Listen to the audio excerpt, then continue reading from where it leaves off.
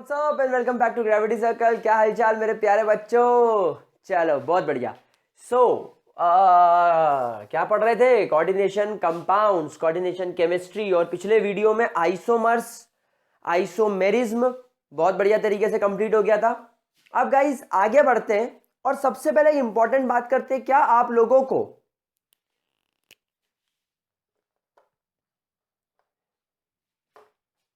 दो चीजों के बारे में बिल्कुल हल्का फुल्का आइडिया है? पहला, क्या आप लोगों को हाइब्रिडाइजेशन के बारे में छोटा मोटा आइडिया है कि हाइब्रिडाइजेशन क्या होता है? अगर गाइस आपको हाइब्रिडाइजेशन के बारे में, जिसको मैं कहूं, बेसिक आइडिया नहीं है, तो मेरे प्यारे बच्चों आप लोगों से एक छोटी सी रिक्वेस्ट है। मैंने इसी सेशन में क्लास 11th का केमिकल बॉन्डिंग नाम का जो चैप्टर है वो पढ़ाया है। उसमें जाओ और एक बार वैलेंस बॉन्ड थ्योरी पूरी पढ़ लो। देखो गाइस, अगर आप लोगों को valence bond theory class 11th की बहुत अच्छे से आती है, इनफैक्ट अगर आपको उसमें भी सिर्फ हाइब्रिडाइजेशन वाला कॉन्सेप्ट बहुत अच्छे से आता है, तो मेरा यह मानना है कि आप इस थ्योरी को जो मैं आज आपके सामने पढ़ाने वाला हूं, बहुत अच्छे तरीके से क्लियर हो जाएगी। बहुत अच्छे तरीके से आप लोगों को समझ में आ जाएगा कि हाँ सर बढ़िया है, ठीक है, कोई दिक्कत नहीं। तो अगर आप लोगों को ये बेसिक फंडा नहीं पता तो एक बार उसको पता जरूर कर लेना। अब हम आगे बढ़ते हैं और थोड़ा सा इस टॉपिक के बारे में डिस्कशन स्टार्ट करते हैं। अल्फ्रेड वर्नर, आप लोग सब जानते हो इसको, अल्फ्रेड ALFRED, कैसन नाम भवा, अल्फ्रेड वर्नर ने जो आप लोगों को थ्योरी प्रोवाइड की थी, याद करो, प्राइमरी वैलेंसी, सेकेंडरी वैलेंसी, और एक सेंट्रल मेटल एटम होता है, उससे लिगेंड आकर जुड़ता है और ये कोऑर्डिनेशन स्फीयर बनाता है, कोऑर्डिनेशन एंटाइटीज बनती है, और इनका स्क्वायर प्लेनर, टेट्राहेड्रल, ऑक्टाहेड्रल इनकी ज्योमेट्री हो जाती है। ये सारी बातें इन्होंने बताई थी। लेकिन इनकी थ्योरी के अंदर कुछ ऐसे पॉइंट्स, कुछ ऐसी चीजें ये बताना रह गई, ये नहीं बता पाए। और वो बातें सबसे पहली ये थी कि कोई भी कोऑर्डिनेशन कंपाउंड कलर्ड क्यों होता है, वाई दे शो कलर। किसी भी टाइप का जो कोऑर्डिनेशन कंपाउंड होता है ये कलर्ड क्यों होते हैं? इनकी थ्योरी में कलर से रिलेटेड कोई बातचीत नहीं थी। दूसरा, किसी भी कोऑर्डिनेशन सॉल्ट का जो मैग्नेटिक नेचर होता है, ये उस मैग्नेटिक नेचर को नहीं बता पाए। वेदर द कोऑर्डिनेशन सॉल्ट इस डायमैग्नेटिक, यानी उसके अंदर जो सेंट्रल मेटल एटम है उसका नेचर डायमैग्नेटिक होगा, या उसका नेचर पैरामैग्नेटिक होगा, मतलब वो मैग्नेटिक प्रॉपर्टी शो करेगा या वो मैग्नेटिक प्रॉपर्टी शो नहीं करेगा। ठीक है, क्या बात समझ में आ रही है? और तीसरी बात, जो भी हम लोगों ने शेप या ज्योमेट्री डिस्कस करी, वो अल्फ्रेड वर्नर ने बोल दिया कि ये पॉसिबल ज्योमेट्री होती है क्योंकि इनको दिखी। लेकिन एक कोऑर्डिनेशन कंपाउंड में ये शेप और ज्योमेट्री बनती कैसे है? एक कोऑर्डिनेशन सॉल्ट में जब आपके सेंट्रल मेटल एटम के ऊपर कोई लिगेंड आकर अटैक करता है और एक मेटल और लिगेंड के बीच में बॉन्ड बनता है, तो ये क्या डिसाइडिंग फैक्टर होगा उसके पीछे कि वो मेटल टेट्राहेड्रल ज्योमेट्री ऑक्यूपाई करेगा, या वो metal square planar geometry occupy करेगा, या वो मेटल ऑक्टाहेड्रल ज्योमेट्री में जाएगा। यानी आपको ये बातें अल्फ्रेड वर्नर की थ्योरी जो है वो बता नहीं पाई। एंड गाइस, मैं आपको एक बात बता दूं, इन सारी बातों के क्लियर जवाब तो आपको क्लास 12 में मिलने भी नहीं वाले। मतलब दिस टाइप ऑफ केमिस्ट्री या this field of chemistry is very wide. In fact आप लोगों को आपके सिलेबस में मैं दो ही चीजें पढ़ाने वाला हूं। अल्फ्रेड वर्नर थ्योरी के बाद मैं आपको किसी भी कोऑर्डिनेशन कंपाउंड के मैग्नेटिक नेचर को समझना और उसके शेप और ज्योमेट्री को समझने के लिए अभी जस्ट वैलेंस बॉन्ड थ्योरी पढ़ाऊंगा, जो मैंने अभी आप लोगों से कहा था कि अगर आपने नहीं पढ़ी हो तो एक बार 11th की पढ़ लो ताकि इसको समझने में आसानी हो जाए। और दूसरा, हम इसके कलर क्यों होते हैं वो समझने के लिए हम क्रिस्टल फील्ड थ्योरी पढ़ेंगे। लेकिन गाइस, ये वैलेंस बॉन्ड थ्योरी या ये जो क्रिस्टल फील्ड थ्योरी है, हम इसकी गहराई में या डिटेल में उतर के बात नहीं करेंगे, हम सिर्फ इसके बेसिक कॉन्सेप्ट्स को समझेंगे। इसके अलावा आपको पता है कि जो कोऑर्डिनेशन कंपाउंड्स होते हैं इनके लिए मॉलिक्यूलर ऑर्बिटल थ्योरी का भी इस्तेमाल होता है, फील्ड लिगेंड थ्योरी का भी यूज होता है। तो आप बेसिकली कोऑर्डिनेशन केमिस्ट्री में बॉन्डिंग से लेकर हर चीज को समझने के लिए valence bond theory, crystal field theory, ligand field theory या फील्ड लिगेंड थ्योरी और आपकी मॉलिक्यूलर ऑर्बिटल थ्योरी, ऐसी कई सारी थ्योरीज है जो साइंटिस्ट ने प्रपोज करी और काम चल रहा है इनके ऊपर, डिटेल में डिस्कशन चल रहा है, and it is again a matter of research. लेकिन गाइस हम लोगों को यहां पर इतना ज्यादा डिटेल में नहीं जाना है, हम लोगों को इस चैप्टर में हमारे काम की जो चीज है बस उस पर फोकस करना है। और हमारे काम की चीज क्या है? नंबर 1 कि एक कोऑर्डिनेशन सॉल्ट की ज्योमेट्री क्या होगी, उसका शेप क्या होगा, और हमें कैसे पता चलेगा, हम ये कैसे पता लगाएंगे कि ये जो गिवन सॉल्ट मुझे दे रखा है क्वेश्चन में ये पैरामैग्नेटिक होगा यानी मैग्नेटिक प्रॉपर्टी शो कर रहा होगा, या ये डायमैग्नेटिक होगा यानी कि मैग्नेटिक प्रॉपर्टी शो नहीं कर रहा होगा। सो इस चीज को पता लगाने के लिए हम लोग आज की क्लास में स्टार्ट करेंगे about studying about valence bond theory. और गुलजारी, तुम लोग सोचोगे कि ये तो 11th में पढ़ ली है और ये फिर क्यों पढ़ा रहा है, और हमारा टाइम वेस्ट कर रहा है, और मैं ना तुम्हारा मुंह तोड़ देना है, क्योंकि ऐसा नहीं होगा, ये कुछ और है। तो गाइस, मेरे प्यारे बच्चों, मेरे गुलगुलो, अब हम शुरू करने वाले हैं यहां पर हमारी valence bond theory.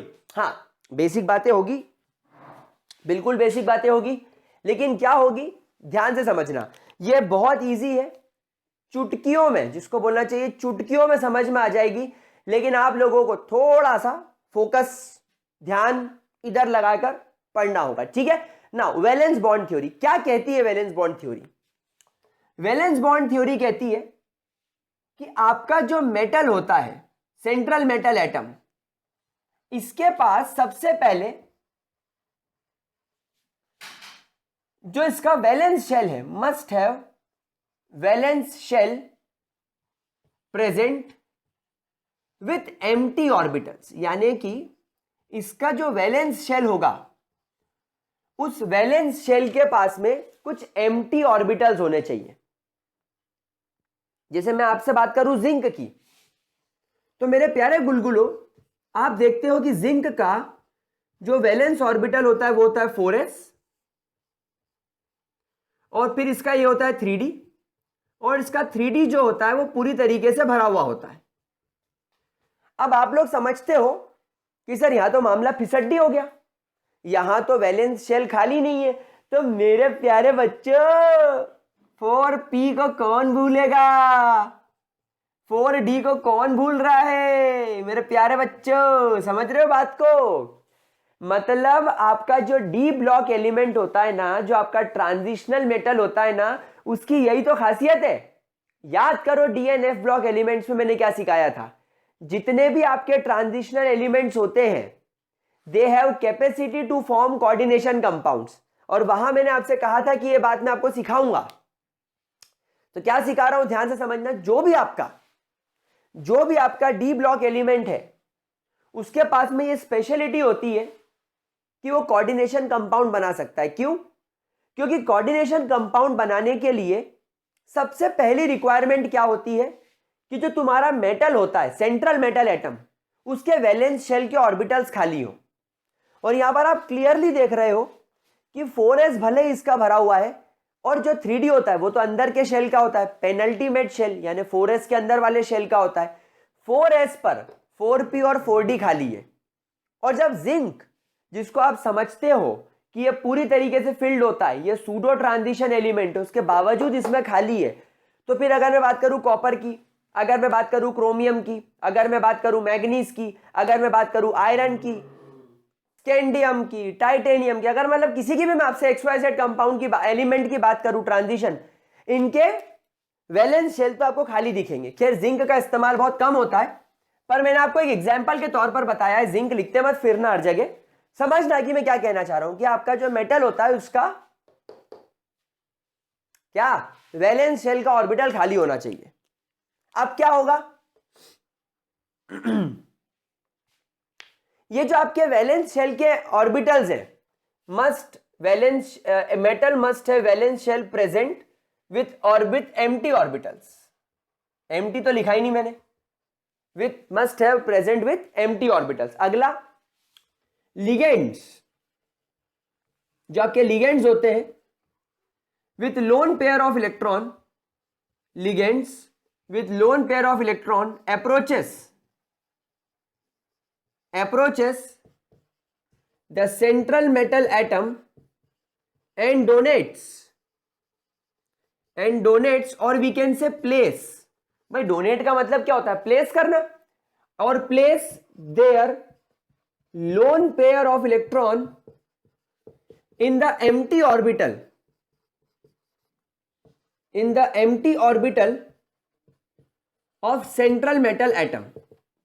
Central metal atom के जो एम्प्टी ऑर्बिटल होते हैं, सेंट्रल मेटल एटम के जो एम्प्टी ऑर्बिटल्स होते हैं उसको अपना लोन पेयर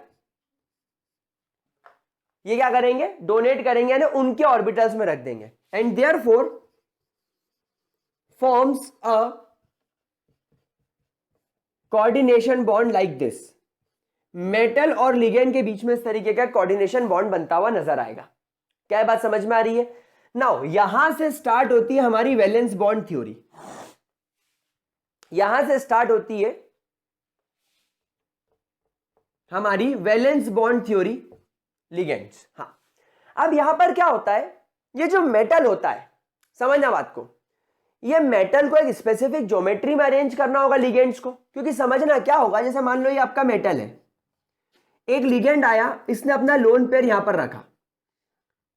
और हम लोग सब जानते हैं कि लिगेंड्स बहुत सारे टाइप के होते हैं। जैसे लिगेंड होता है वाटर, लिगेंड होता है अमोनिया, कभी कभी तो बहुत बड़े बड़े लिगेंड होते हैं, जैसे मान लो इथाइलिन डायमाइन। अब देखो कितना बड़ा लिगेंड है ये, समझ लो ये बहुत बड़े बड़े लिगेंड होते हैं। सो बड़े बड़े लिगेंड होने का मतलब इन लोगों का जो इलेक्ट्रॉन पेयर होगा, यानी इन लोगों की जो इलेक्ट्रॉन डेंसिटी होगी वो काफी ज्यादा बड़ी होगी। अब अगर मान लो मैं एक 2 डायमेंशनल स्ट्रक्चर बनाऊं और एक लिगेंड यहां रख दूं, तो यार यहां तो ये गड़बड़ होगी कि इन लिगेंड्स के इलेक्ट्रॉन क्लाउड आपस में रिपेल करेंगे, तो मेटल तो अनस्टेबल हो जाएगा। हमको तो एक बहुत स्टेबल सॉल्ट चाहिए।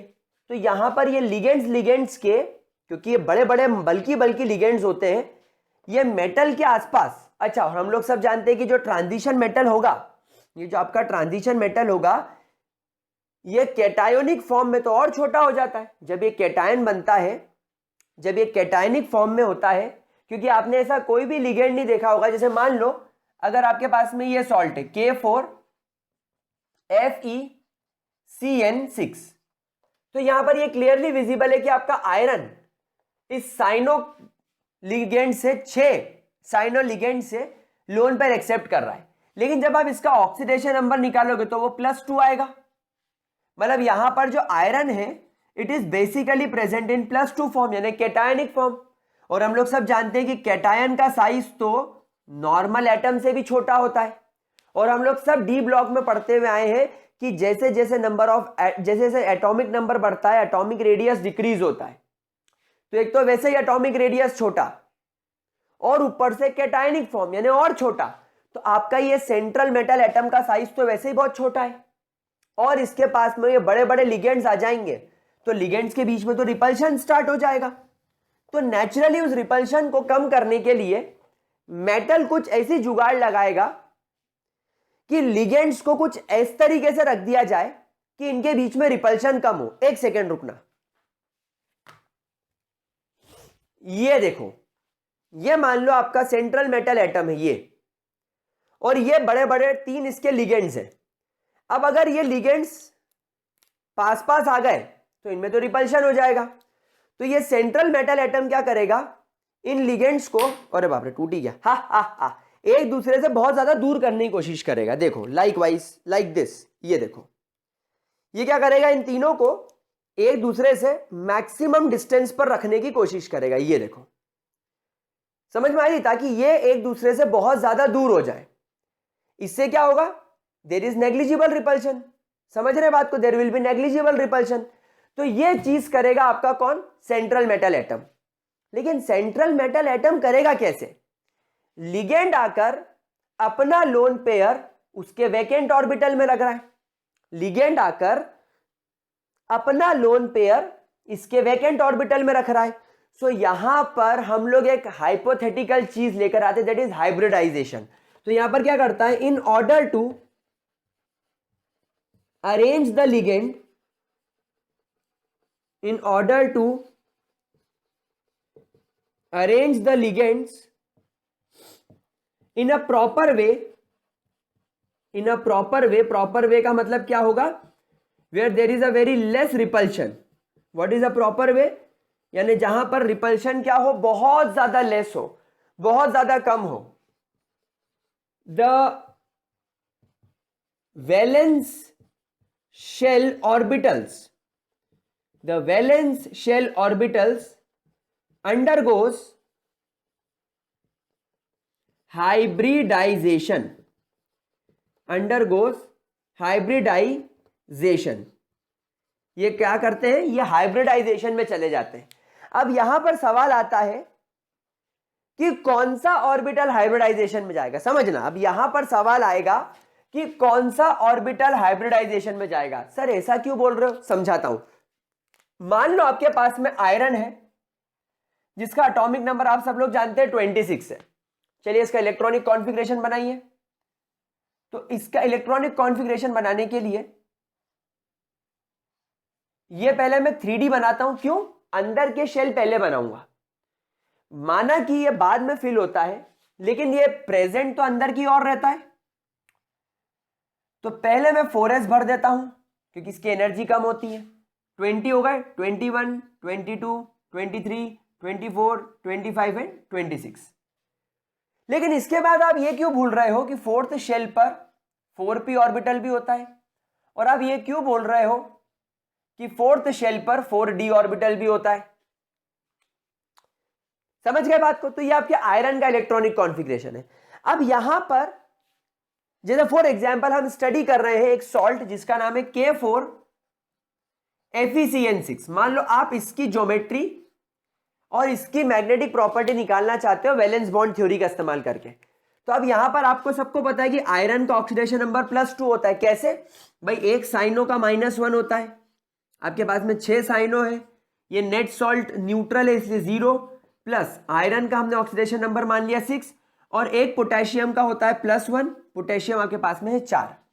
सो 4 + x - 6 = 0। सो x - 2 = 0, तो x की वैल्यू +2। समझ गए, x की वैल्यू क्या हो गई, +2 हो गई। तो गाइस जब ये +2 फॉर्म में रहेगा, मतलब आपके सेंट्रल मेटल एटम से 2 इलेक्ट्रॉन चले गए। अब इलेक्ट्रॉन जाएंगे कहां से, मैंने माना कि इसमें d ऑर्बिटल में इलेक्ट्रॉन भरे लास्ट में जाते हैं। इसकी एनर्जी ज्यादा होने की वजह से इलेक्ट्रॉन फिल लास्ट में इसमें होते हैं। लेकिन बेटा जो इलेक्ट्रॉन निकल रहे हैं, जो इलेक्ट्रॉन इजेक्ट हो रहे हैं, वो हमेशा कहां से निकलेंगे, बाहर से। फॉर एग्जांपल तुम स्कूल के असेंबली में खड़े हो और असेंबली में फ्रंट रो वाला बच्चा भी थोड़ी सी मस्ती कर रहा है, और तुम लास्ट में खड़े हो और तुम भी मस्ती कर रहे हो, तो सबसे पहले डंडा किसको पड़ेगा, वो पीछे वाले को, क्योंकि तुम्हारी इज्जत ही वो बनी हुई है कि पीछे वाला मस्ती करेगा, back bencher.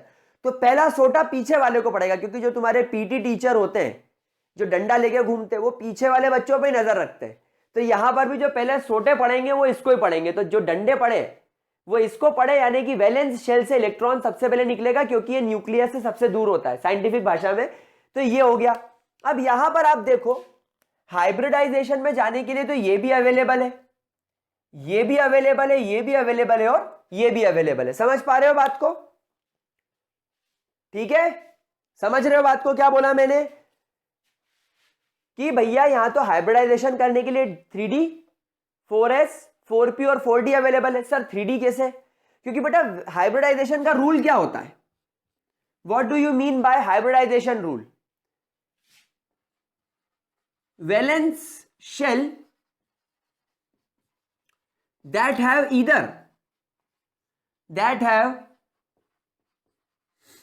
either half filled or fully filled, half filled or fully filled electrons can participate. ये लोग पार्टिसिपेट कर सकते हैं।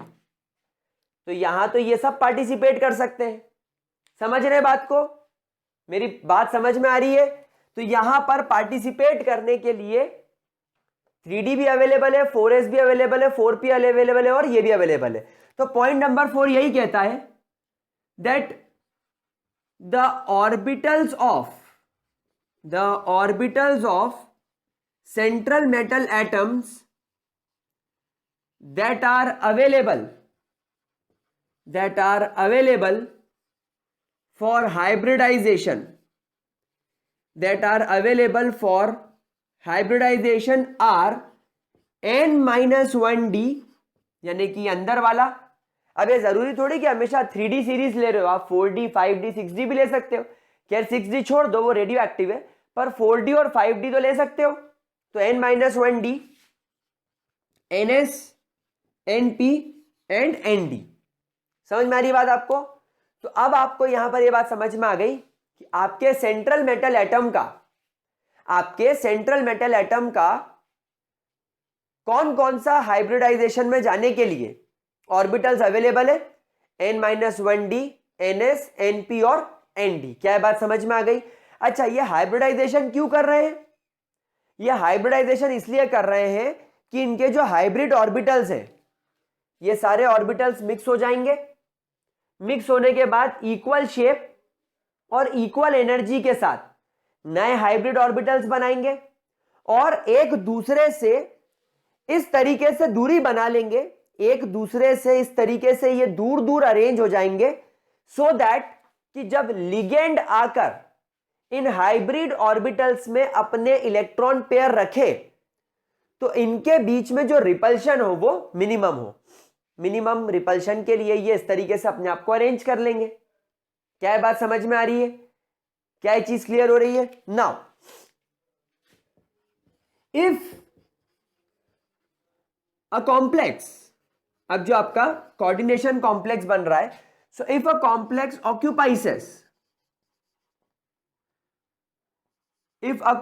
Occupies n-1d orbital, it is called as inner shell complex. इस तरीके के कॉम्प्लेक्स को क्या नाम दिया जाता है? It is called as inner shell complex. मतलब एक ऐसा सॉल्ट, जैसे फॉर एग्जांपल एक ऐसा कोऑर्डिनेशन कंपाउंड जिसमें n-1d यानी अंदर के शेल का, इनर शेल का d ऑर्बिटल हाइब्रिडाइजेशन में चला गया, आउटर शेल का नहीं गया। समझना बात को, किसी भी सॉल्ट के अंदर या तो n-1d जाएगा या nd जाएगा, यानी कि ईदर दिस और दिस। तो अगर ये जा रहा है तो ये नहीं जाएगा, और अगर ये जा रहा है तो फिर ये नहीं जाएगा। या तो वैलेंस शेल का जाएगा या तो पेनल्टीमेट शेल का जाएगा। अच्छा, एक और बहुत बड़ा डाउट बच्चों के मन में आता है कि सर आप तो हाइब्रिडाइजेशन में वैलेंस शेल कर रहे हो, इस शेल को क्यों इंक्लूड कर रहे हो? बेटा, मैंने पूरे डी ब्लॉक एलिमेंट्स वाले चैप्टर के अंदर हमेशा एक बात समझाई है कि 3D और 4s का एनर्जी गैप इतना कम होता है, 3D और 4s के बीच में एनर्जी का इतना कम गैप होता है, इतना ज्यादा कम गैप होता है कि अगर कोई इलेक्ट्रॉन 4s से खींच रहा है तो 4s के बाद में वो इलेक्ट्रॉन 3D से भी खींच लेता है। यानी किसी भी प्रकार की बॉन्डिंग के अंदर 4s के साथ साथ 3D भी पार्टिसिपेट करता है। यानी NS के साथ साथ N-1D भी पार्टिसिपेट करता है। याद करो, मैंने हमेशा सिखाया है। और यही रीजन मैंने बताया था कि डी ब्लॉक एलिमेंट इतने स्पेशल क्यों है, क्योंकि इनके अंदर 4s के अंदर तो इलेक्ट्रॉन होता है, इनका 4d खाली होता है, लेकिन पार्टिसिपेट कौन करता है अधिकतर जगह पर 3d, क्योंकि 4s और 3d के बीच में एनर्जी गैप बहुत कम होता है। मतलब अगर आपने जरा सी एनर्जी दी 4s से इलेक्ट्रॉन निकालने के लिए, तो कुछ थोड़ी सी और एनर्जी बढ़ाने पर आप 3d से भी इलेक्ट्रॉन निकाल लेते हो। और याद करो, मेटेलिक बॉन्डिंग में मैंने हमेशा सिखाया है कि 4s और 3d दोनों के इलेक्ट्रॉन को आपको वो कर्नल के आसपास वैलेंस शेल के इलेक्ट्रॉन में बनाने के लिए यूज लेना होगा। तो टेक्निकली ये भी वैलेंस शेल ही है। मैं 3p 3s की बात नहीं कर रहा हूं, मैं सिर्फ 3d की बात कर रहा हूं। 3p और 3s तो अंदर हो जाएंगे, लेकिन 3d 4s 4p और 4d ये सब ऑलमोस्ट सेम एनर्जी गैप के रहेंगे। फिर आपका ये 4d और 5s 4d और 5s की एनर्जी लगभग बराबर हो जाएगी, इसीलिए ये पार्टिसिपेट करेगा। ठीक है, तो क्या समझा हमने कि अगर ये अंदर वाला d पार्टिसिपेट कर रहा है तो it is called as inner shell complex. और if an d orbital is used, then it is called as फिर आप इसको क्या कहेंगे, outer shell complex. Very good, क्या बोलेंगे, outer shell complex. It is called as outer shell complex. Clear? ओ गुलजारी, ओ मेरे नन्हे मुन्ने बच्चों, ओ मेरे बेटो, जल्दी से इसको नोट कर लो ताकि हम लोग चलो जल्दी नोट करो प्यारे बच्चों। ठीक है मेरे प्यारे प्यारे बच्चों, चलो ये 5 पॉइंट क्लियर होगा। क्या मैं इसको रब कर दूं?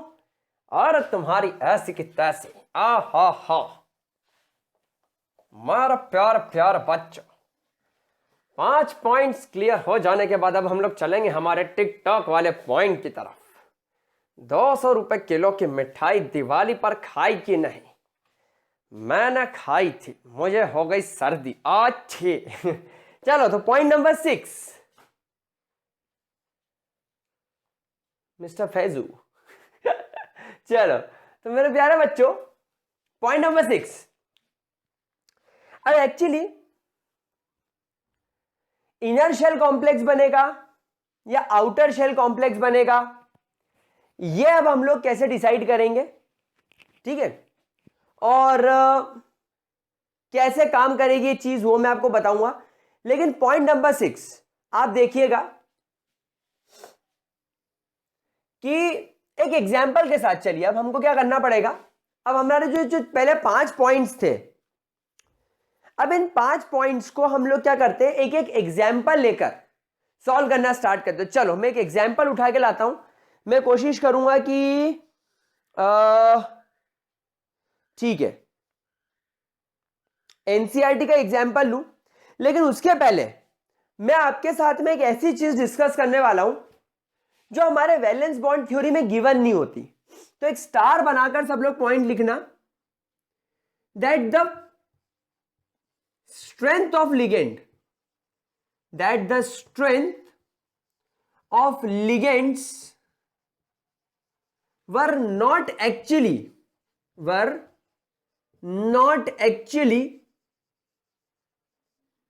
predicted by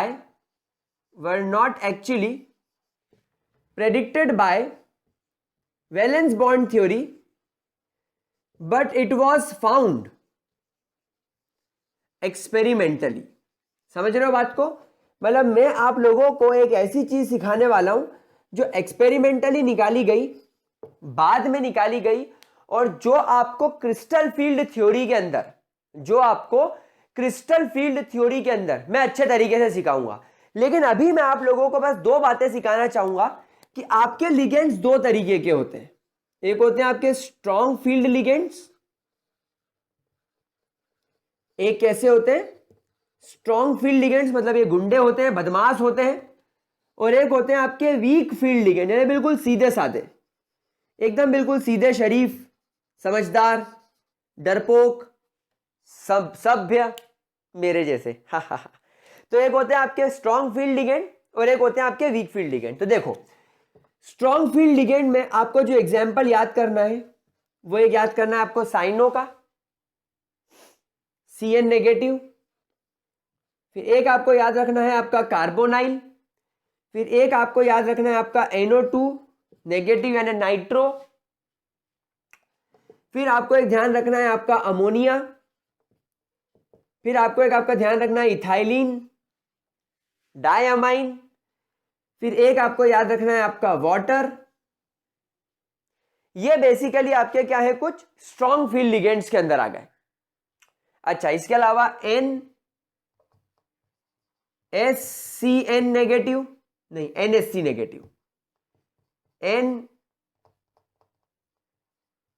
negative. तो ये कुछ मेरे प्यारे बच्चों आपको याद रखने हैं as a strong field ligand, यानी ये गुंडे होते हैं, बदमाश होते हैं। अब इनका क्या यूज है वो आपको धीरे से सिखा दूंगा, लेकिन अभी पहले आप जरा इसको अच्छे तरीके से कॉपी में नोट कर लो। वहीं वीक फील्ड लिगेंड की अगर मैं बात करूं तो आपका O die negative, F negative, Cl negative, Br negative, ये कुछ आपके SCN नेगेटिव। देखो यहां पर इसमें और इसमें थोड़ा सा कंफ्यूजन होता है। तो ये आपका ये जो आइसोसाइनो है, आइसो वाला, ये वाला वीक स्ट्रॉन्ग में आएगा और वीक वाला आपका SCN में आएगा। ठीक है, कोई दिक्कत, कोई परेशानी, पक्की बात, श्योर शॉट। चलो एक OH नेगेटिव भी लिख लो, ये क्योंकि बहुत फ्रीक्वेंटली यूज होता है। तो ये आपके स्ट्रॉन्ग और वीक फील्ड लिगेंड हो गए, इसको अच्छे तरीके से नोट कर लो। अब आपको हमारा वैलेंस बॉन्ड थ्योरी का यूज कैसे करना है ये बड़े आराम से क्लियर हो जाएगा, बड़े अच्छे तरीके से क्लियर हो जाएगा, कोई परेशानी नहीं आएगी। ठीक है, अब स्ट्रॉन्ग और वीक फील्ड लिगेंड वर्क कैसे करते हैं ये मैं आपको सिखाऊंगा, और यही सबसे बड़ी बात आपकी वैलेंस बॉन्ड थ्योरी के अंदर लैग कर जाती है। आपकी वैलेंस बॉन्ड थ्योरी आपको यह बताती ही नहीं है, आपकी वैलेंस बॉन्ड थ्योरी आपको यह बताती ही नहीं है कि आपका लिगेंड किस टाइप का है। ठीक है, बस आपको एक यूसेज बता दिया, आपको एक तरीका बता दिया, बस बात खत्म। लेकिन भाई आप बताओ ना कि लिगेंड ऐसा क्यों हरकत कर रहा है। तो ये जो मैंने आपको पॉइंट लिखाया, actually this point was not given in valence bond theory, ये एक्सपेरिमेंटली निकाला गया है। लेकिन क्यों सिखाया, ताकि आपको मदद मिले, ताकि आपको प्रेडिक्ट करने में इजी हो जाए कि क्या होने वाला है। जैसे मैं आपके सामने दो एग्जांपल लेकर चलता हूं, चलिए। NiCl4 डाई नेगेटिव और NiCN4 डाई नेगेटिव। चलिए एक एग्जांपल लिखिए आप लोग, NiCN4 डाई नेगेटिव, ये मैं आपकी NCERT में से निकाल के लाया हूं। NiCl4 डाई नेगेटिव, ये तुम्हारे पास में दो सॉल्ट्स हैं। चलो करो सॉल्व। सर क्या करना है तो बताओ, बताओ इन दोनों का हाइब्रिडाइजेशन क्या होगा, बताओ इन दोनों में से कौन पैरामैग्नेटिक होगा, कौन डायमैग्नेटिक होगा, बताओ इन दोनों का हाइब्रिडाइजेशन क्या होगा। सर हम देखकर कैसे बता दें, तो यही तो मैं सिखा रहा हूं मेरे प्याले वाले बच्चों। चलो वेरी गुड। तो सबसे पहले इस निकल का ऑक्सीडेशन नंबर फाइंड आउट करो, find out the oxidation number of निकल। भाई निकल का ऑक्सीडेशन नंबर X मान लिया, 4 साइनो है और इधर 4 क्लोर है, तो 4 लिख लो। अच्छा लकीली साइनो पर भी -1 होता है, क्लोरीन पर भी -1 होता है, और इस पर भी नेट डाई नेगेटिव चार्ज, इस पर भी नेट डाई नेगेटिव चार्ज। तो ये दोनों का ऑक्सीडेशन नंबर एक जैसा ही आना है। So X -4 is equal to -2। So X ये इधर जाके +4 हो जाएगा, तो इट विल बिकम +2, यानी निकल का ऑक्सीडेशन स्टेट इधर भी +2 और निकल का ऑक्सीडेशन स्टेट इधर भी +2। चलो ग्रेट, तो हम लोगों को इनका ऑक्सीडेशन स्टेट पता चल गया। अब क्या करेंगे, अब हम लोग यहां पर निकल का इलेक्ट्रॉनिक कॉन्फ़िगरेशन बनाते हैं। निकल निखिल छुप जरा यानी 28 +2। अब प्यारे बच्चों इधर भी लिखना ही पड़ेगा, दोनों तरफ मुझे जरूरत लगेगी। तो निकल 28 +2 कैसा बनेगा इलेक्ट्रॉनिक कॉन्फ़िगरेशन, पहले यहां पर मुझे बनाना पड़ेगा 3D, 1 2 3 4, ये मैंने बना दिया यहां पर आपका 3D। 1 2 3 4 5, फिर एक बनाना पड़ेगा मुझे 4s, फिर एक बनाना पड़ेगा मुझे 1 2 3 4 नहीं, अभी तो 4p बनेगा, तो ये बना दिया मैंने 4p, और फिर मुझे बनाना पड़ेगा यहाँ पर 4d, 1 2 3 4, तो ये बन गया आपका 3d, 4s 4p और 4d। चलिए अब इलेक्ट्रॉनिक कॉन्फ़िगरेशन भर लेते हैं। पहले 2 इलेक्ट्रॉन यहाँ भरता हूँ, तो ये 19 20 21 22 23 24 25 26 27 28, ये आपके 28 इलेक्ट्रॉन भर दिए। अब मेरे प्यारे बच्चों यहाँ पर आप देखो +2 होने की वजह से निकल के 2 इलेक्ट्रॉन निकालने पड़ेंगे, तो वो 2 इलेक्ट्रॉन कहाँ से निकालूं? ऑब्वियस सी बात है 4s से निकालने पड़ेंगे, क्योंकि जो वैलेंस शेल होता है, जो आउटर मोस्ट होता है, इलेक्ट्रॉन वहीं से निकाले जाते हैं। अब ये बात समझ में आ गई।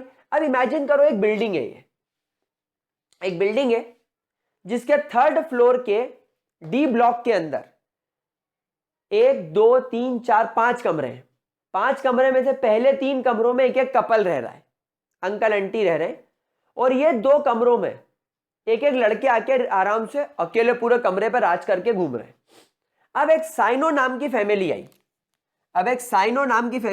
CN CN CN और CN, बोले तो गुंडा फैमिली। कौन सी फैमिली? गुंडा फैमिली। काय वो गुंडा फैमिली? क्योंकि ये कौन सी फील्ड लिगेंड है? They are strong field ligand. अब ये गुंडे हैं, बदमाश है, ये बोले तो मुन्ना भाई के रिलेटिव, बोले तो अक्की मुंबई अपून से डरती है,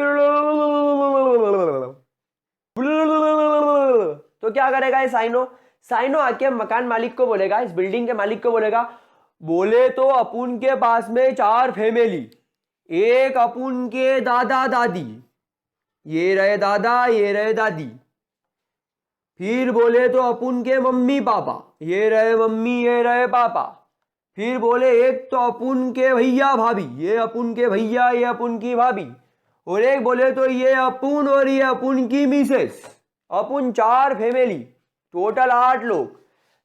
सर ये क्या बनाया? अरे इनके लोन पेयर। अरे मेरे प्यारे बच्चों, अरे अरे अरे अरे अरे अरे भाई, लोन पेयर डोनेट करते हैं ना आपके लिगेंड्स, तो ये 4 साइनो अपने अपने लोन पेयर लेकर आ गए। अब ये साइनो बोल रहा है इस बिल्डिंग के मालिक को, यानी निकल को, कि भाई कमरे दे, अपुन अपनी फैमिली को यहां रखेगा, अपुन को कमरे दे। तो ये निकल बोलेगा कि भाई साहब 3rd फ्लोर तो बुक है, 3rd फ्लोर पे पहले 3 कमरों में तो फैमिली रह रही है, हस्बैंड वाइफ रह रहे, और 2 कमरों में एक एक लड़के रह रहे हैं, तो ये कमरे निकल गए। आप एक काम करो, पूरा 4th फ्लोर आपका जो कमरा लगे आप वो ले लो। तो ये साइनो क्या बोलेगा?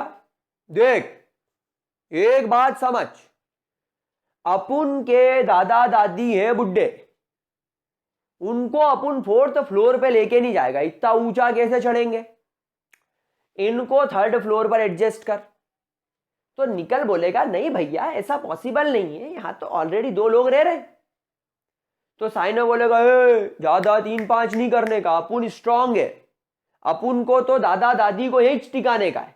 तो निकल बोलेगा एक काम करो, आप इन दोनों से बात करो, आप एक काम करो इन दोनों से बात करो। तो इस साइनो जाएगा अपने गुंडे लेके, इसका दरवाजा ठकठकाएगा, ए बाहर निकल रहे छोकरे। ये बोलेगा हाँ भैया क्या हुआ, कब से इधर अकेला रह रहा है तू, ये क्या गुंडाई मचा रखी है, चल सामान उठा पड़ोसी के पास जाके शिफ्ट हो, आज से तुम दोनों एक ही कमरे को शेयर करोगे। ये बोलेगा अच्छा आपका राज चल रहा है क्या? तो ये क्या बोलेगा साइनो, निकाल रहे खोपड़ी फोड़ सालेगा, खोपड़ी तोड़ सालेगा, बंदूक निकाल और खोपड़ी फोड़। जैसे ये बंदूक दिखाएगा, क्योंकि ये स्ट्रांग है, ये गुंडा है, इसको क्या लगेगा डर, और ये क्या करेगा तुरंत यहां से उठ के भाग जाएगा इधर। तो साइनो ने स्ट्रांग होने की वजह से गुंडागर्दी करी और 3D का एक फ्लोर खाली करा लिया, और यहां पर ये अपने दादी दादा को टिका देगा। फिर क्या बोलेगा ये, सुनो मम्मी पापा तुम भी एक काम करो, दादी दादा के पास वाले कमरे में टिक जाओ। तो ये इनको यहां टिका देगा। फिर ये बोलेगा भैया और अपन दोनों यंग यंग, इसलिए अपन दोनों पास पास रह लेंगे। तो इनको कितने कमरे चाहिए, 1 2 3 4, कितने कमरे खाली हो गए, 1 2 3 4। तो बस ये 4 कमरे लेकर ये इनका घर बना लेगा वीडियो लोग। समझ में आ रही कि नहीं आ रही है? तो यहां पर क्या हुआ, एक 3D का, एक 4s का और 2 4p के, ये हाइब्रिडाइजेशन में चले जाएंगे। तो अब क्या हुआ, जैसे ये चारों मिक्स करें, ये 1 2 3 4 चारों कमरे तोड़ के अपना घर बना लेगा शानदार वाला। तो ये जो नया घर बना, 1 2 3 4 कमरे तोड़कर इसने जो नया घर बनाया, इस नए घर का नाम क्या रखेगा, डी।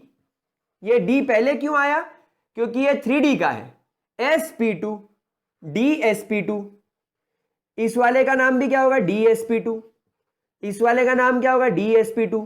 और इस वाले का नाम क्या होगा, dsp2। से सारे मिक्स कर दिए।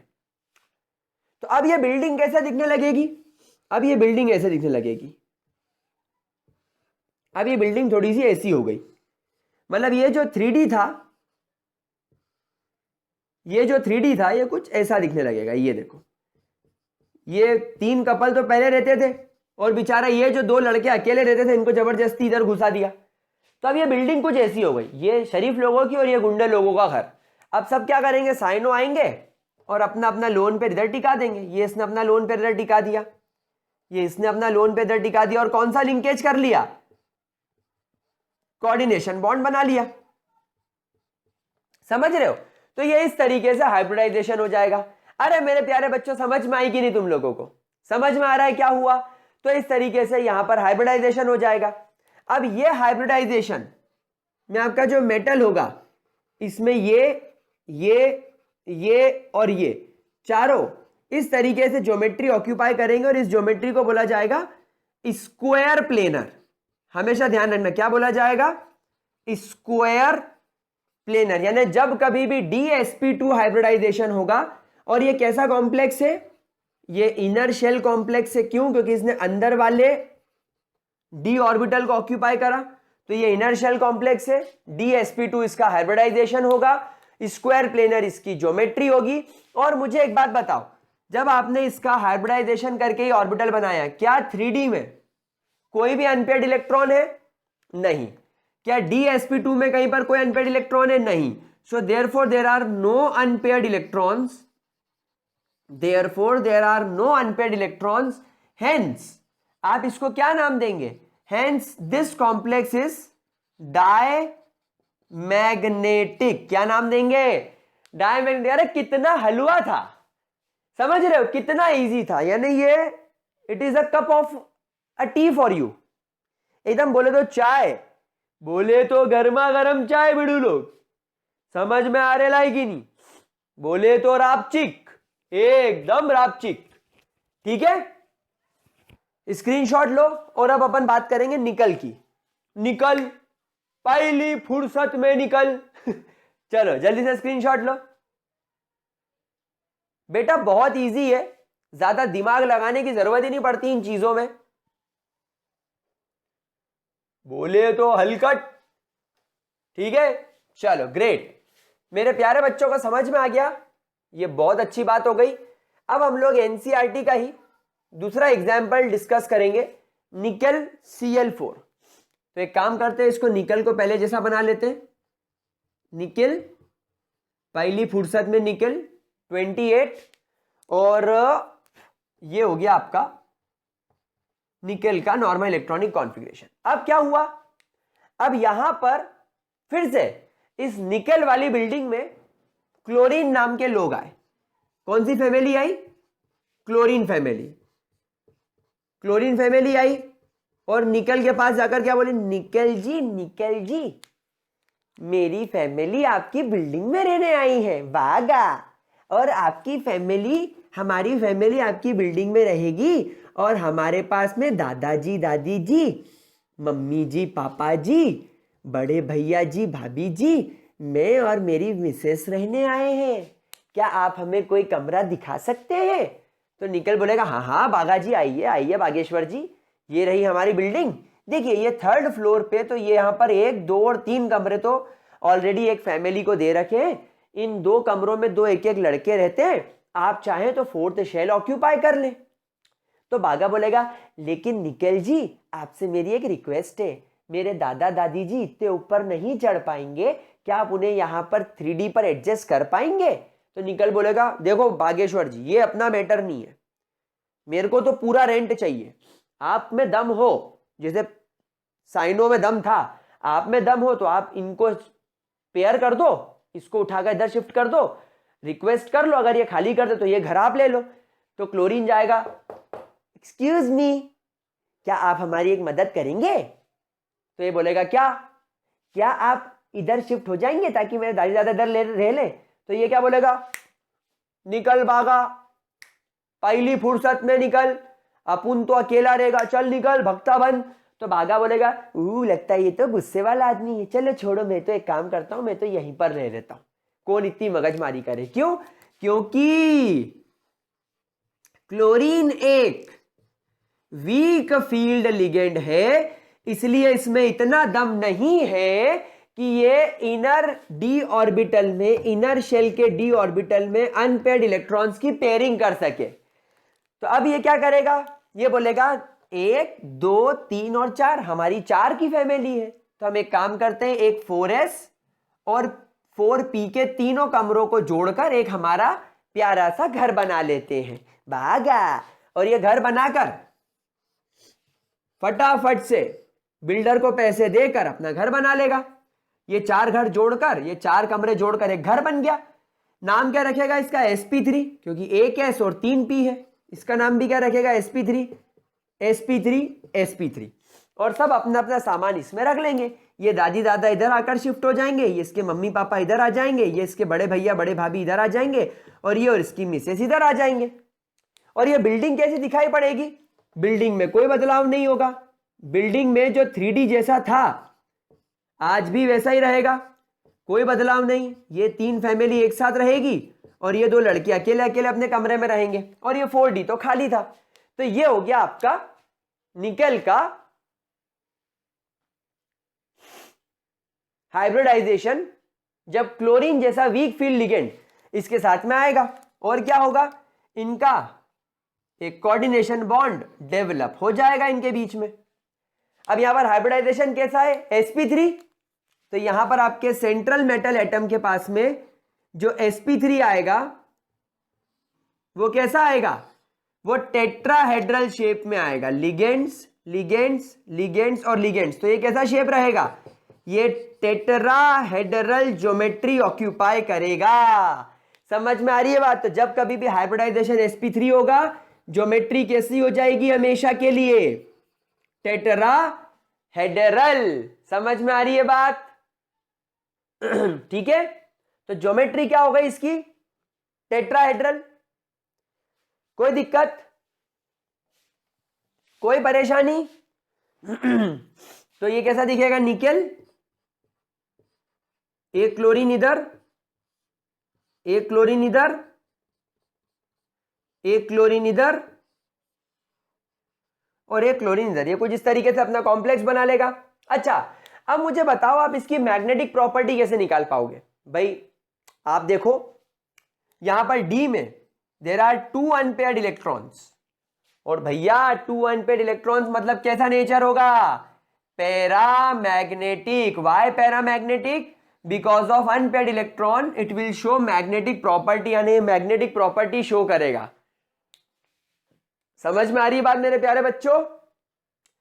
तो ये है आपका वैलेंस बॉन्ड थ्योरी का कॉन्सेप्ट। और ये जो मैंने आपको जो दोनों एग्जाम्पल दिए, ये क्यों दिए? ये तब दिए जब कोऑर्डिनेशन नंबर 4 होगा। ठीक है, तो जब आपका कोऑर्डिनेशन नंबर 4 होगा, एक ट्रिक यहां पर आप नोट कर लीजिए। एक बात हमेशा ध्यान रखना, जब कोऑर्डिनेशन नंबर 4 हो जाएगा और अगर हाइब्रिडाइजेशन dsp2 हुआ, तो ज्योमेट्री आप हमेशा क्या लिखेंगे? Square planar. पैरामैग्नेटिक होगा, डायमैग्नेटिक होगा, ये नहीं बता सकते। ये आपको अनपेयर्ड इलेक्ट्रॉन देखना पड़ेंगे, है कि नहीं है। पता चला खाली है, देखना पड़ेगा। और अगर sp3 हुआ तो आप लिखेंगे टेट्राहेड्रल। ध्यान रखिएगा, यहां पर भी देखना पड़ेगा कि यह पैरामैग्नेटिक होगा कि डायमैग्नेटिक, वो आपको पूरा बनाकर देखना पड़ेगा। अब अपन बात करते हैं, अगर कोऑर्डिनेशन नंबर 6 हो गया तो क्या हुआ? कोऑर्डिनेशन नंबर 6 हो गया तो क्या हो गया? अच्छा, जब भी कोऑर्डिनेशन नंबर 6 होता है ना, ज्योमेट्री ऑक्टाहेड्रल ही होती है, क्योंकि वहां पर ऑप्शन ही एक होता है। क्यों? क्योंकि यहां पर क्या है, निकल के आसपास 4 ही लिगेंड्स हैं, तो इसके पास में काफी खाली जगह है इनको अरेंज करने के लिए, तो ये इनको दो तरीके से अरेंज कर सकता है। लेकिन ऑक्टाहेड्रल में क्या होता है, जगह ही नहीं बचती। मेटल के आसपास 6 लिगेंड होने की वजह से जगह ही नहीं बचती, तो जो बेस्ट जगह होती है, जो बेस्ट तरीका होता है वो ऑक्टाहेड्रल ही होता है। इसलिए कोऑर्डिनेशन नंबर 6 में ज्यादा झंझट नहीं होती, ऑक्टाहेड्रल ही कोऑर्डिनेशन रहेगा हमेशा 6 में। कोऑर्डिनेशन नंबर 6 में कॉम्प्लेक्स का शेप हमेशा ऑक्टाहेड्रल रहेगा।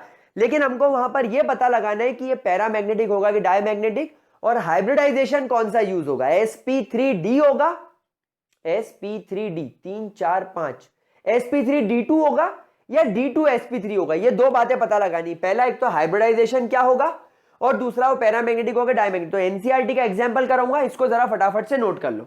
मैं जब तक एग्जांपल निकाल लेता हूं। भैया जी कोबाल्ट से अमोनिया जोड़ा है, ठीक है। गुलजारी लाल, ओ ये मेरी तारीफ कर रहा है, मेरी बेइज्जती कर रहा है। ओए जिस हिसाब से बात कर रहा है मैंने इसका मुंह तोड़ देना है। वो आदमी की शक्ल अच्छी नहीं हो तो कम से कम उसको बात अच्छी करनी चाहिए। और तुम लोगों ने पिक्चर देखी कि नहीं यार, और मेरा ना दिमाग खराब हो जाना है। चलो अब मेरे प्यारे गुलगुलो, let's talk about complexes that have coordination number 6। जब भी कोऑर्डिनेशन नंबर 6 होगा, ज्योमेट्री तो ऑक्टाहेड्रल ही रहेगी, कुछ भी हो जाए। लेकिन एक एग्जांपल लेकर चलते हैं। मेरे पास में कोबाल्ट है, कोबाल्ट से मैंने जोड़ दिया यमोनिया और +3 इस पर चार्ज है। अब गाइस कोबाल्ट, चलिए कोबाल्ट लिखते हैं। कोबाल्ट सुंदर थी वंदना कुमारी, माना मैंने, फिर करोड़ों। Cobalt atomic number 27। चलिए इलेक्ट्रॉनिक कॉन्फ़िगरेशन बनाते हैं। 1 2 3 4 and 5, 3D 4s 4p and 4d। पहले इलेक्ट्रॉन इसमें आएगा 20 21 22 23 24 25 26 एंड 27। अब +3 चार्ज होने की वजह से देखो, क्योंकि निकल तो न्यूट्रल होता है, निकल बोल रहा हूं पागल, अमाइन। वैसे तो अमोनिया होता है पर लिगेंड की भाषा में इसको अमाइन बोल देते हैं। अमाइन तो न्यूट्रल है, तो इस पर तो कोई चार्ज नहीं है, 0। तो कोबाल्ट पर ऑटोमेटिकली +3 हो जाएगा। तो 2 इलेक्ट्रॉन मैं यहां से निकालूंगा। अब मुझे बताओ तीसरा इलेक्ट्रॉन कहां से निकलेगा। अगर किसी ने गलत बोला तो मैं तुम्हारे मुंह पर आकर आप छींक दूंगा जोर से। बहुत सर्दी हो रही है, सर्दी में पढ़ा रहा हूं, गुस्सा मत दिलाना। नहीं, गुच्चा नहीं, मजाक कर रहा हूं। मैंने देखो इलेक्ट्रॉन कैसे भरे, हुन्स रूल। पहले सारे ऑर्बिटल्स जिनकी एनर्जी बराबर है पहले सबको अनपेयर्ड कर दो, यानी हाफ फील्ड। फिर पेयरिंग स्टार्ट करो, यानी यहां आने के बाद, यहां से यहां आने के बाद फिर पीछे चलो। 26 और 27, यानी ये है 27 नंबर वाला इलेक्ट्रॉन। ये है आखिरी इलेक्ट्रॉन जो डी ऑर्बिटल में भराया है। तो पहले 4s से 2 इलेक्ट्रॉन निकल जाने के बाद अब नंबर पड़ेगा किसका, इसका। समझना बेटा, ये बारीकियां हैं, इनको अगर नहीं समझा तो गड़बड़ियां ही गड़बड़ियां होगी। वाह वाह वाह वाह वाह वाह, क्या बात है, क्या बात है। ठीक है मेरे प्यारे बच्चों, चलो अब क्या हुआ। अब कोबाल्ट नाम की बिल्डिंग है और गेस्ट कितने हैं, यानी कि किराएदार कितने आ रहे हैं, 6।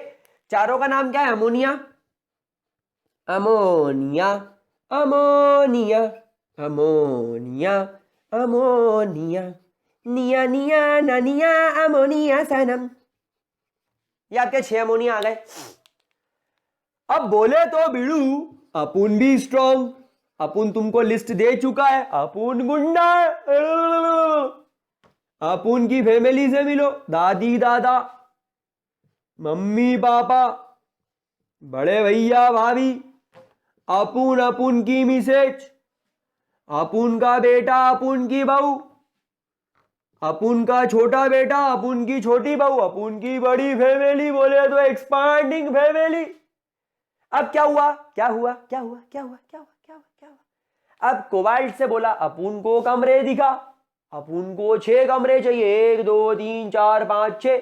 तो कोबाल्ट बोलेगा कि थर्ड ब्लॉक तो हमारा भरा हुआ है, थर्ड ब्लॉक में एक फैमिली रहती है और 4 लड़कों को हमने 4 कमरे दे रखे, किराया पूरे कमरे का लेते हैं पर रहते अकेले हैं। तो कोबाल्ट को अमोनिया बोलेगा यानी अमाइन बोलेगा अपुन के मम्मी पापा, नहीं अपुन के दादा दादी, अपुन के मम्मी पापा हो गए हैं बुड्ढे, तो अपुन चाहता है कि वो 3D में रह ले ताकि ज्यादा ऊंचाई पे ना जाना पड़े। अपुन के भैया भाभी, अपुन, अपुन का बेटा, अपुन की बहू, अपुन का छोटा बेटा, अपुन की छोटी बहू, अपन ऊपर रह लेंगे बिड़ू, पर मम्मी पापा दादी दादा को थोड़ा नीचू दिखाना पड़ेगा। तो कोबाल्ट बोलेगा देखिए देखिए मैं ये बात नहीं कर सकता, ये बात आप ही करो। तो अमोनिया जाएगा टक टक, ए बिड़ू बाहर निकल। ये बोलेगा क्या हुआ? बोलेगा अपुन को तेरा घर जम गया है, अपुन को तेरा घर चाहिए। तो ये बोलेगा अरे क्या हलवा है क्या, ऐसे कैसे चाहिए? ये बोलेगा निकाल रे बंदूक, खाली करता है कि तू दे दे को, क्योंकि अपुन स्ट्रांग है। तो ये बोलेगा नहीं नहीं नहीं नहीं नहीं मैं खाली करता हूं, सॉरी सॉरी सॉरी सॉरी। यहां से उठेगा, भाग के इसके पास छुप जाएगा, मेरे को छुपा लो।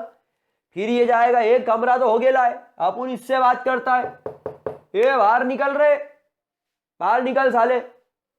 ये बाहर आएगा, हाँ जी बोलिए। अपुन को तेरा घर जम गेला है, अपुन को तेरा घर चाहिए, अपुन के मम्मी पापा को रहने के लिए। बोलेगा ए पागल समझ के रखा, ऐसे कैसे घर खाली कर, निकाल रहे तमंचा, क्या करेगा कि नहीं रे खाली तू? अरे अरे अरे अरे अरे भैया भैया सॉरी सॉरी, हमको क्या मालूम था, गुंडे लोगों कर देता है खाली। अमोनिया ने बोले तो गुस्से में आके 3D के 2 घर खाली करा दिए। अब बोलेगा ए दादी दादा ये तेरा कमरा, ये मम्मी पापा ये तेरा कमरा, ये बड़े भैया भाभी ये तेरा कमरा, ये अपुन का और ये अपुन के बच्चे लोग का, ये 6 कमरे खाली कर लिए। बोले तो अपुन के लिए बाएं हाथ का खेल था। तो अब हाइब्रिडाइजेशन में क्या हुआ, 1 2 3 4 5 6 कमरे गए। इसने 6 कमरों को क्या करा, ऐसा तोड़ा कि नीचे के ब्लॉक और ऊपर के ब्लॉक मिला के इसने एक बड़ा घर बना लिया। 1 2 3 4 5 और 6 कमरे का एक बड़ा घर बना लिया। बिल्डिंग में इसने तोड़ फोड़ करी कि इसका क्या हुआ, एक अपना खुद का शानदार घर बन गया। समझ गए बात को? इतनी चीज क्लियर हुई? बोले तो पक्का हाँ। अब क्या होगा, बिल्डिंग कैसी दिख रही होगी, ये 3D जो पहले बड़ा था अब ये छोटा हो गया है। बोले तो टूट फूट हो गया है, 3D अलग हो गया है। इस घर का नाम क्या रखेगा, ये यहां से 2D उठाए तो इसलिए D2, यहां से S उठाया और यहां से 3P उठाए तो D2sp3, D2sp3, D2sp3, D2sp3, D2sp3, D2sp3। तो हाइब्रिडाइजेशन क्या हो गया, D2sp3। तो हाइब्रिडाइजेशन तो क्लियर हो गया, कोई परेशानी? अब सब अमोनिया आएंगे और अपने अपने घर में गृह प्रवेश कर लेंगे बिड़ू लोग। क्या बोलती जनता, पक्की बात मेरे प्यारे बच्चों, कोई दिक्कत? तो यहां पर आपका कोबाल्ट इस तरीके से 6 अमोनिया के साथ यानी 6 अमाइन नाम के लिगेंड के साथ दोस्ती कर लेगा और उनको एक नया हाइब्रिडाइजेशन दिलवा देगा जिसका नाम होगा D2sp3। Hybridization will be D2sp3। ये एक इनर शेल कॉम्प्लेक्स होगा।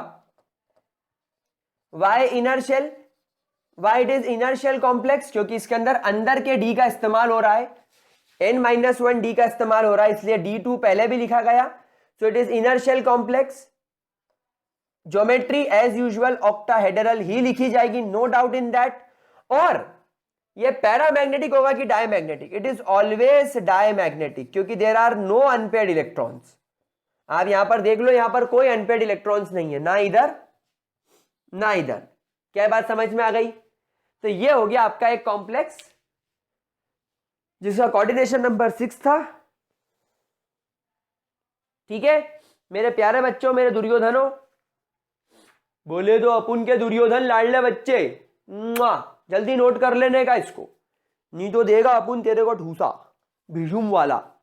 अरे बस रे, कितनी गुंडे की नकल करेगा भाई, बच्चे बोर हो गए। बोर हो गए क्या? चलो ठीक है, अब अपन भाषा बदल लेते। नाउ मृत्युंजय सर के लैंग्वेज में ही आपसे बात करेंगे। मेरे प्यारे बच्चों, क्या आपने इसका स्क्रीनशॉट ले लिया? चलो गुड। अब हम एक कॉम्प्लेक्स और डिस्कस कर लेते हैं। चलो। वाह सर, कितनी अच्छी, कितनी मधुर आवाज है, वाह वाह वाह वाह, क्या बात है। चलो अब हम यहां पर क्या करते हैं, कॉम्प्लेक्स बदल लेते हैं और थोड़ा सा कोबाल्ट को फिर से पुराने जैसा बना लेते हैं। नाउ गाइस, यहां पर आपका जो कॉम्प्लेक्स हो जाएगा COF6 3 नेगेटिव हो जाएगा। यहां पर जरा आप कोबाल्ट का ऑक्सीडेशन नंबर निकालो। कोबाल्ट का X, 6 फ्लोरीन है, यानी 6 फ्लोरो, 1 पर -1 चार्ज इज इक्वल टू -3, क्योंकि नेट चार्ज -3, तो X क्या हो जाएगा, -6 इज इक्वल टू -3, -6 जाएगा +3, तो X की वैल्यू +3, तो यहां पर आपका कोबाल्ट विल बिकम +3। ठीक है, तो कोई चेंज नहीं है, ऑक्सीडेशन नंबर अभी भी +3 ही रहने वाला है। चलिए, तो यहां पर आप बना लीजिए पहले आपका 4s, 4s में 2 इलेक्ट्रॉन भर दो, 1 2 3 4, और यहां लिख लो 3d, 1 2 3 4 5 6 एंड 7, ये आपके 27 इलेक्ट्रॉन्स हो गए। नाउ गाइस, +3 होने की वजह से एज यूजुअल 2 इलेक्ट्रॉन तो वैलेंस से जाएंगे और ये 27 नंबर वाला इलेक्ट्रॉन जाएगा। ठीक, कोई परेशानी? अब यहां पर क्योंकि आपका जो फ्लोरीन है, यहां पर आपके जो 6 फ्लोरीन आएंगे घर देखने के लिए, ये वही बेचारे कमजोर टाइप के होंगे, क्योंकि मैंने आपको शुरू से सिखाया है कि ये तो वीक फील्ड लिगेंड है। तो ये कोबाल्ट को बोलेंगे हमें 6 घर चाहिए, आप हमें 6 घर दिखाइए। हमारे पास में 6 फैमिली है, मेरे दादा दादी, मेरे मम्मी पापा, मेरे भैया भाभी, मैं और मेरी वाइफ, मेरा बेटा उसकी बहू, नहीं मेरा बेटा उसकी वाइफ, और मेरा छोटा बेटा उसकी वाइफ। हमारी काफी बड़ी फैमिली, हमें 6 कमरे चाहिए, हम उन्हें जोड़कर एक मकान बनाएंगे। तो कोबाल्ट बोलेगा ठीक है, 3D ब्लॉक तो अवेलेबल है? नहीं है, 3D तो अवेलेबल नहीं है, 4s में आप देख लीजिए आपके हिसाब से। तो फ्लोरीन रिक्वेस्ट करेगा, प्लीज आप मेरी एक बात समझिए, मेरे मम्मी पापा और मेरे दादा दादी बहुत एजेड है, क्या हम उन्हें 3D के अंदर कहीं पर रख सकते हैं?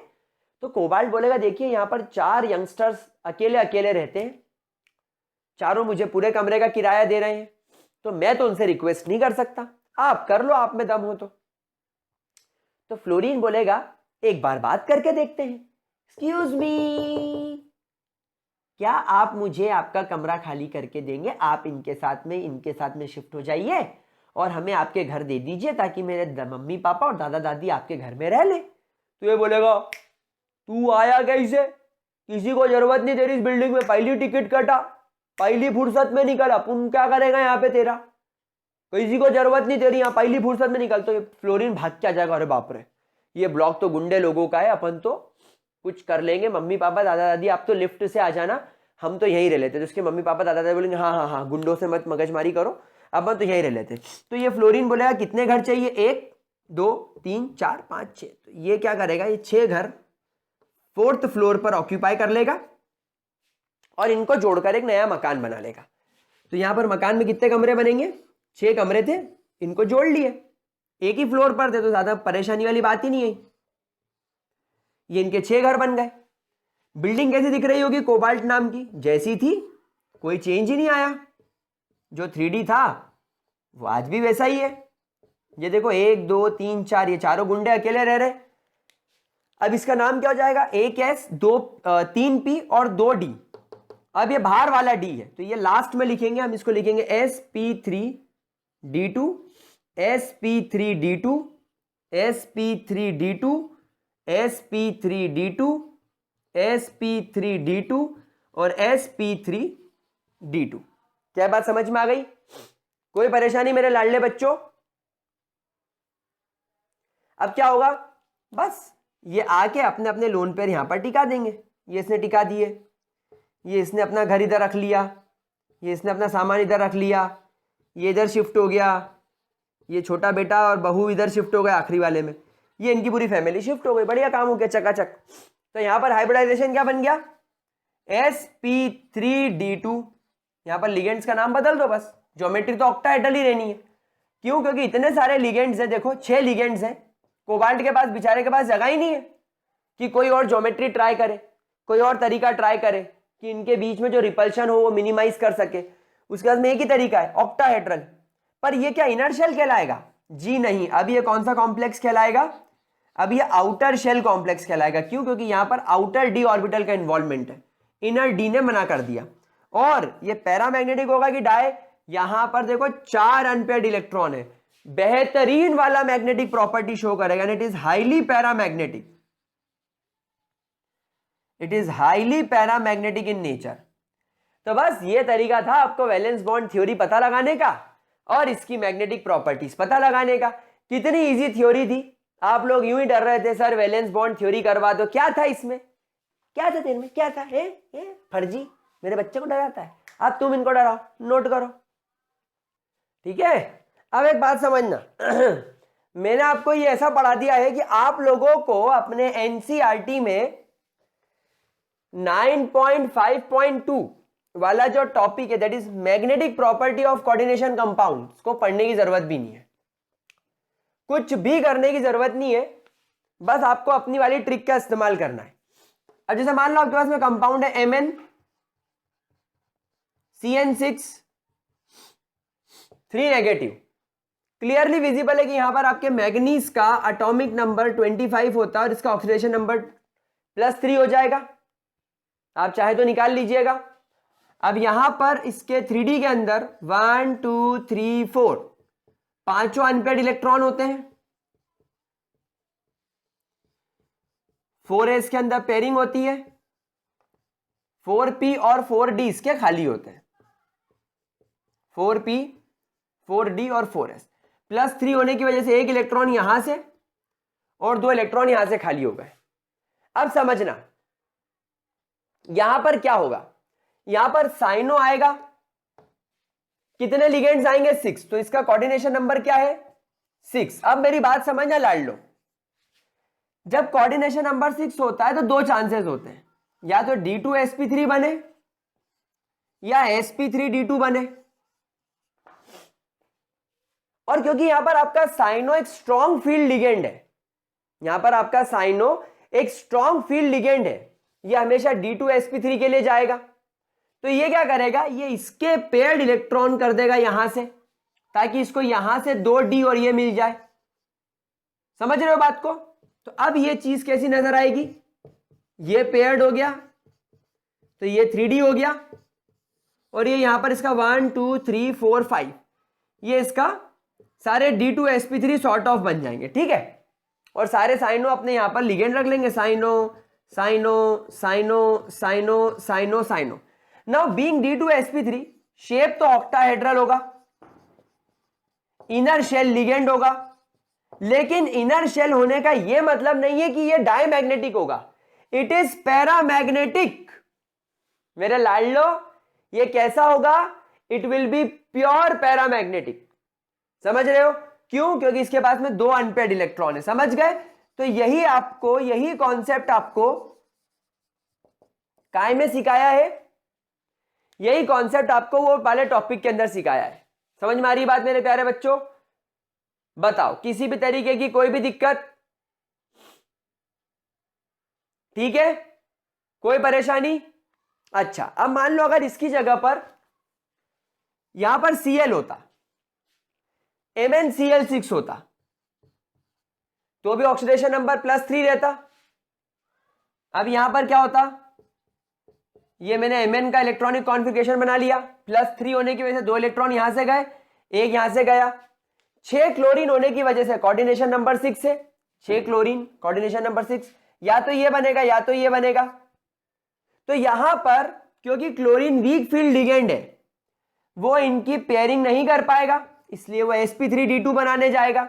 अब बहुत सारे बच्चे ये गलती करते हैं कि सर ये खाली है तो ये क्यों नहीं इस्तेमाल कर लेते, तो इसका नाम क्या जाएगा, Dsp3 3 4 5 6 Dsp3d। ये कोई हाइब्रिडाइजेशन नहीं होता। मैंने शुरुआत में क्या सिखाया था, या तो ये करेगा या तो ये करेगा, अगर ये कर रहा है तो ये नहीं करेगा, ये कर रहा है तो ये नहीं करेगा।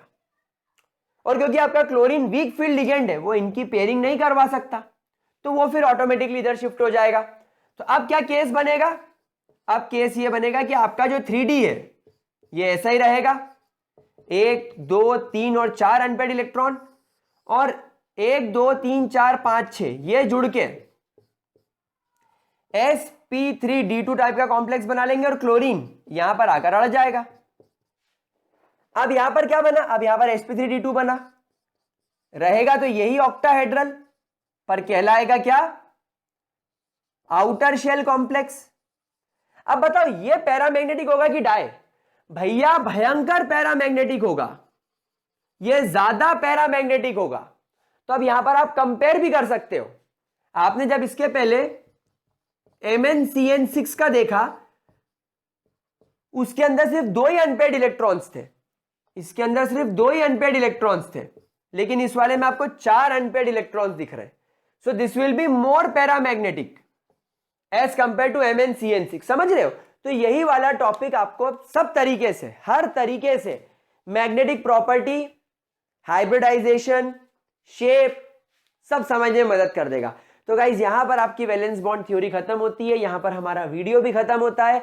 वीडियो में किसी तरीके का कोई डाउट हो तो कमेंट सेक्शन में पूछना। एक बार क्लास 11th की वैलेंस बॉन्ड थ्योरी जरूर पढ़ लेना, एक बार रिवीजन मार लेना, और अगर नहीं इच्छा हो तो मैंने जो समझाया ये समझ में आ गया, बस बात खत्म। आप लोगों को यही निकालने के लिए क्वेश्चंस आते हैं। अब आप अपने मन के मालिक, जैसी इच्छा हो मालिक वैसा निकाल लो, कोई दिक्कत नहीं। और मैंने आपको लिस्ट तो दे दी है वीक और स्ट्रॉन्ग की, और अगर आपको लगता है कि नहीं और अच्छी लिस्ट चाहिए तो अगले वीडियो में वो भी दे दूंगा, जब मैं आपको क्रिस्टल फील्ड थ्योरी समझाऊंगा। क्रिस्टल फील्ड थ्योरी में आपको लिगेंड्स की वीक से स्ट्रॉन्ग की पूरी एक डिक्रीजिंग ऑर्डर में या इंक्रीजिंग ऑर्डर में पूरी लिस्ट मिलने वाली है, तो आप वहां से इस्तेमाल कर लेना। तो ये वैलेंस बॉन्ड थ्योरी का एक लिमिटेशन भी आप पता कर लो, आपको लिगेंड्स की स्ट्रेंथ के बारे में ये बिल्कुल नहीं बताता कि ये वीक होगा कि स्ट्रॉन्ग, ये तो इसने एक्सपेरिमेंटली करके देखा।